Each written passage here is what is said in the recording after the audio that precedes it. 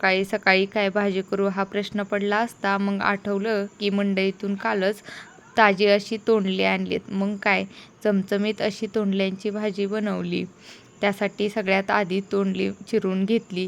व्हिडिओत दाखवल्याप्रमाणे मध्यम आकारात तोंडली चिरून घेतली. 2 मध्यम आकाराचे कांदे तेही बारीक असे चिरून घेतले. मग चिरलेली तोंडली 2 पाण्याने स्वच्छ अशी धुतली. मग कढईत फोडणी देण्यासाठी 2 चमचे तेल घेतलं, चांगलं तापून दिलं. नंतरनं त्यामध्ये जिरं, मोहरी टाकून दिली आणि त्यामध्ये थोडीशी हळदही टाकली.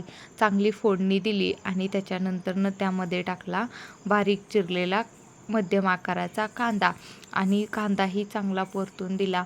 लाल होईपर्यंत कांदा पूर्णपणे असा परतून घ्यायचा, म्हणजेच आपली तोंडल्याची भाजी ही चांगली होती.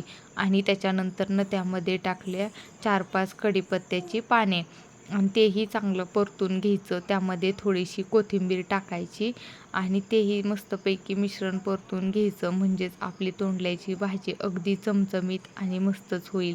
आणि त्याच्यानंतर थोडंसं तिखट टाकलं आणि स्वच्छ धुतलेली तोंडली टाकली आणि ते मिश्रण आता आपण पूर्णपणे एकजीव होईपर्यंत हलवून घ्यायचं.